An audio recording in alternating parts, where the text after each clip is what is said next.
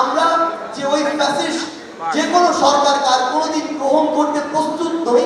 যখন এক প্রকার আবাবিল পাখির মতো লক্ষ লক্ষ মানুষ রাস্তায় নেমে আসে, তখন ওই ফ্যাসিস্ট সরকারের পতন হয়।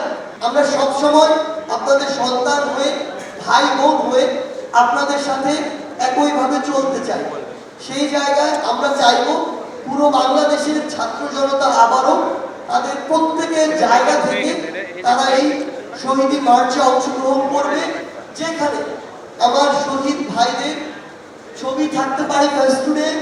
আমার শহীদ ভাইরা যে চেতনাকে, যে স্পিরিটকে ধারণ করে নিজের জীবন দিয়েছে, সেই কথাগুলো থাকতে পারে। আমরা যে ওই ফ্যাসিস্ট যে কোনো সরকার আর কোনোদিন গ্রহণ করতে প্রস্তুত নই, আমরা যে তাদেরকে ঘৃণা করে প্রত্যাখ্যান করছি, করব, সেই মেসেজগুলো থাকতে পারে। আমরা অন্তর্বর্তীকালীন সরকারের কাছে কি চাই, সেই বার্তাগুলো থাকতে পারে। আমরা কেমন বাংলাদেশ চাই, সেই কথাগুলো থাকতে পারে। কিংবা আইন শৃঙ্খলা রক্ষাকারী বাহিনী থেকে শুরু করে ইভেনিং বৈষম্য বিরোধী ছাত্র আন্দোলনের কাছে আগামীতে আমরা কি চাই, কিভাবে নতুন একটি আমরা পলিটিক্যাল সেটেলমেন্ট চাই, আমরা কোন পথে যেতে পারি, আপনার সেই ভাবনাগুলো, সেই চিন্তাগুলো থাকতে পারে, আপনার সেই প্রশ্নগুলো থাকতে পারে। আমরা ব্যানারে, ফেস্টুনে, প্লেকার্ডে সেই জিনিসগুলো দেখতে পাই এবং দেখতে চাই। এবং আমরা আমাদের ছোট ভাই বোনেরা যারা রয়েছেন, কিংবা যারা বড়রা রয়েছেন, যারা ছবি আঁকেন, ছবি এঁকে নিজের মনের ভাব প্রকাশ করেন, আমরা সেগুলো দেখতে চাই।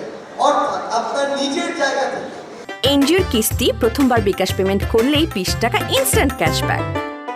যেভাবে যা কিছু করে মনে হয় যে আপনি শহীদি মার্চে নিজের অংশগ্রহণকে আরো বেশি স্পষ্ট করতে চান এবং এটি সমৃদ্ধ করতে চান, সেই স্বতঃস্ফূর্ত অংশগ্রহণ আমরা আপনাদের কাছে চাই আগামীকালকের এই শহীদি মার্চে। আমরা যদি আমাদের ঢাকার রুটটি বলি, তার মধ্যে একটি জিনিস বলতে চাই। 5ই আগস্ট সকাল 10টায় যখন বৃষ্টি হচ্ছিল, 11টার দিকে অ্যাপ্রক্সিমেট যখন আবার আমাদের সকল ইন্টারনেট বন্ধ করে দেওয়া হলো, কিংবা 12টার দিকে ইন্টারনেট আসার পরেও আমাদের 2টায় যখন শাহবাগে একত্রিত হওয়ার কথা ছিল, তার ঠিক 2 ঘন্টা পূর্বেও কিন্তু পুরো বাংলাদেশের ছাত্র জনতার মধ্যে এটুকু চিন্তা কাজ করছিল যে আমরা যে জন্য নিজের জীবনের রিস্ক নিয়ে শাহবাগের দিকে ছুটে যাব, সেটি সফল হবে কিনা। কিন্তু তার ওই চিন্তায়, চেতনায়, স্পিরিটে, আগ্রহে, কিংবা তার ওই যে মনের যে একান্ত চাওয়া যে ফ্যাসিবাদের পতন ঘটাতে হবে, সেই জায়গায় কিন্তু বিন্দুমাত্র কমতি ছিল না। তারপরও ওই 2 ঘন্টা আগে সামান্য যদি মনের মনে আশঙ্কাও থাকে, সেটি নিয়েও সবাই যখন নেমে পড়ল, তখনও এই ভাইরা, এই বোনেরা যারা বুক পেতে দিয়েছিল, তারা কিন্তু নিশ্চিত ছিল না এই ফ্যাসিস্টের পতন হবে কিনা।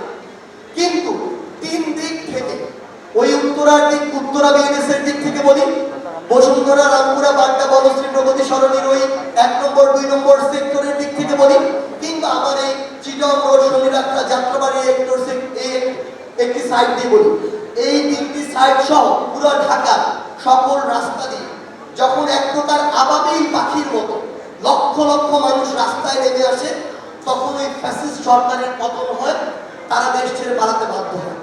সেই জায়গায় আমরা বিশ্বাস করি, আমরা চাই আগামীকালকেও সেইভাবে গণজোয়ার নেমে আসুক।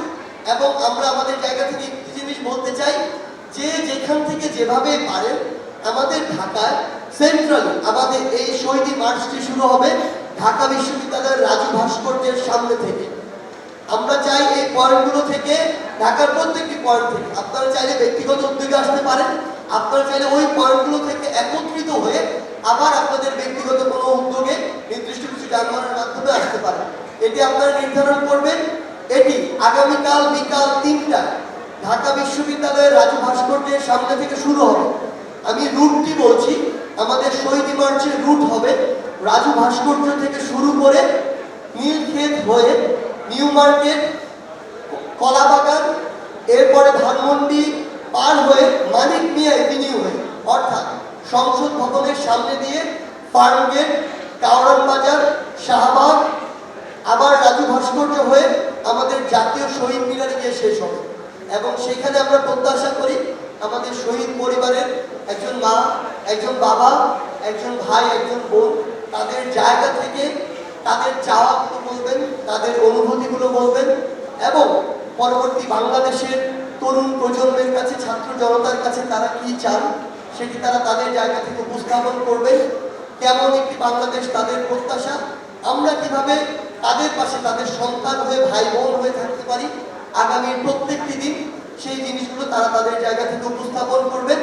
এবং আমরা আপনাদের কাছে অনুরোধ করি, বিনীত অনুরোধ করি, বাংলাদেশের যারা মিডিয়া কর্মী ভাইরা রয়েছেন, আমরা বিশ্বাস করি আপনারা অধিকাংশই আপনারা আপনাদের যে জার্নালিজমের যে স্পিরিট সেটি আপনারা ধারণ করেন।